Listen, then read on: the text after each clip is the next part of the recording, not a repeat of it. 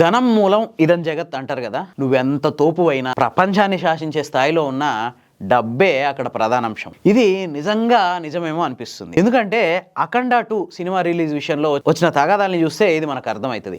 ఎట్లా అంటే బాలకృష్ణ అనే వ్యక్తి ఒకప్పటి ఆంధ్రుల ఆరాధ్య దైవం ఎన్టీఆర్ కొడుకు. ఎన్టీఆర్ గొప్ప నటుడే గాక మాజీ ముఖ్యమంత్రి కూడా. అంతెందుకు ఇప్పుడు బాలకృష్ణ తెలుగు ఫిల్మ్ ఇండస్ట్రీలో మంచి స్థాయిలోనే ఉన్నాడు. ఏపీ ముఖ్యమంత్రికి వియ్యంకుడు కూడా. అయినా కూడా తన అఖండ 2 సినిమాని టైంకి రిలీజ్ చేసుకోలేకపోయాడు. దీని అంతటికీ కారణం డబ్బు. మనం మొన్ననే చెప్పుకున్నాం కదా, ఈ అఖండ 2 సినిమాని ప్రొడ్యూస్ చేసిన 14 రీల్స్ ప్లస్ అనే ఒక సంస్థకి ఏరోస్ ఇంటర్నేషనల్ అనే ఇంకో సంస్థకి మధ్య వచ్చిన డబ్బు వివాదం వల్లనే కోర్టు ఈ సినిమా మీద స్టే ఇచ్చింది. ఇప్పుడు ఆ వివాదం సమసిపోయింది, సినిమా రిలీజ్ కూడా అయింది. దగ్గుబాటి సురేష్ చొరవ తీసుకొని ఏరోస్ ఇంటర్నేషనల్ సంస్థతో ఇటు ఈ 14 రీల్స్ ప్లస్ సంస్థతో రెండూ కలిపి ఆ వివాదాన్ని పరిష్కరించుకొని ఆ డబ్బు కట్టిన తర్వాతే ఆ ఏరోస్ ఇంటర్నేషనల్ సంస్థ కోర్టులో ఆ పిటిషన్ ని వెనక్కి తీసుకుంది. దాంతో సినిమా రిలీజ్ అయింది. అంతేకాదు డైరెక్టర్ బోయపాటి శ్రీను అలాగే హీరో బాలకృష్ణ వీళ్ళిద్దరు కూడా వాళ్ళ రెమ్యూనరేషన్ లో కొద్దిగా తగ్గించుకొని నిర్మాతకి హెల్ప్ చేసిరు అనే టాక్ కూడా నడుస్తుంది. ఎట్లయితేంది మొత్తానికి సినిమా రిలీజ్ అయింది. దీనికి మన 2 తెలుగు రాష్ట్రాల ప్రభుత్వాలు కూడా చాలా గొప్పగా సహకరించినాయి. సినిమా